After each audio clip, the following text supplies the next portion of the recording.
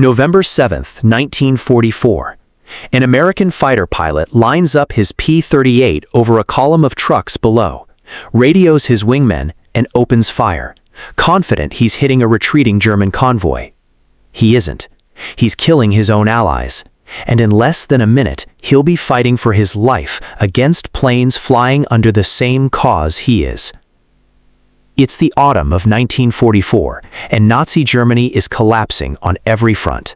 In the Balkans, German forces are pulling out of Greece, retreating north through Yugoslavia before the advancing Red Army can cut them off entirely. Hunting these retreating columns from the air is the job of the U.S. 15th Air Force, flying out of bases in southern Italy. On the morning of November 7th, a flight of American P-38 Lightning fighters takes off on exactly this kind of mission. Spot the column, confirm the target, strike it. It's a routine these pilots have flown dozens of times. Nothing about what happens next will be routine. On the ground below, a different army is moving through the same stretch of territory. The Soviet 6th Guards Rifle Corps, led by Lieutenant General Grigory Kotov, has just helped liberate Bulgaria. Now they're marching toward new positions in Hungary, battle-hardened men who have survived years of the deadliest fighting in human history, in what should be one of the safer stretches of road they've walked in months. The Germans are retreating away from them. The skies, as far as they know, belong to their own side. They have no reason to expect an attack from above, because the aircraft approaching aren't supposed to be their enemy at all. From several thousand feet up, at nearly 300 miles an hour, a column of trucks on a dirt road looks like a column of trucks, nothing more. There's no time at that speed, at that height, for a careful second look. The American pilots identify what they see as a retreating German formation, exactly the kind of target their mission briefed them to expect, in exactly this location, on exactly this day. It isn't. It's Kotov's Soviet column. The order is given. The Lightnings roll into their attack dive. Machine gun fire tears into the column. Trucks explode. Soldiers who marched safely through an entire liberation campaign scramble for cover from an attack with no visible enemy, because the planes above them carry American stars, not German crosses. In the opening seconds, General Kotov is killed. By the time the guns fall silent, more than 30 Red Army soldiers are dead. The American pilots pull up, satisfied. As far as they know, they've just destroyed a German convoy. They have no idea they've just killed the men they're supposed to be fighting beside. Then the sky changes. Soviet Yak fighters scramble from a nearby airfield, racing to defend a column under what looks, from their side, like a completely unprovoked attack. Among them is Captain Alexander Koldunov, a pilot who will go on to become one of the most decorated aces in Soviet history.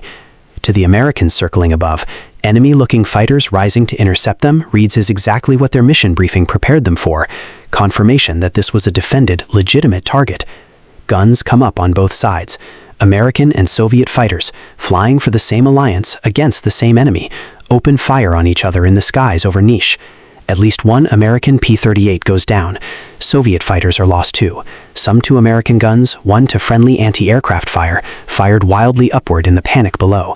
For several unbearable minutes, pilots on both sides are certain they're fighting a real enemy. Neither side yet knows the enemy is their own ally. It's only at close range, wingtip to wingtip, that the markings finally become visible. The American star, the Soviet Red Star, both symbols of the same alliance, now aimed directly at each other. The firing stops, but there's no undoing the last 20 minutes. A general is dead. Dozens of soldiers are dead. Planes on both sides have been shot down.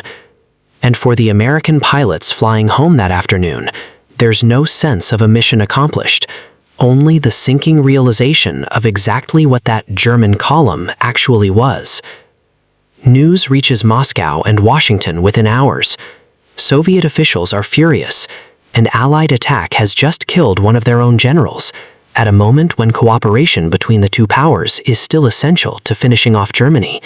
For a tense moment, there are real fears this could damage an alliance already held together more by necessity than trust. American commanders investigate and apologize quickly, attributing the tragedy to mistaken identity in a chaotic theater with no reliable way to confirm from the air exactly who was on the ground below. Both governments choose to treat it for what it plainly was, a tragic accident, not an act of betrayal. No formal rupture follows. The war continues. What makes this story worth telling isn't just the tragedy, it's what it reveals. These pilots didn't hate the men they killed. They didn't even know who they were killing. Two of the most powerful militaries on Earth, fighting for the exact same cause, came within minutes of a real, sustained battle against each other, not through betrayal, but through nothing more than altitude, speed, and the impossible task of knowing for certain what you're looking at from a cockpit moving at 300 miles an hour. Less than a year after the skies over Niš fell silent, these same two allies, the United States and the Soviet Union, would become the two opposing superpowers of the Cold War. The pilots who nearly fought each other by accident in 1944 got, without knowing it, an early glimpse of the war that was coming next.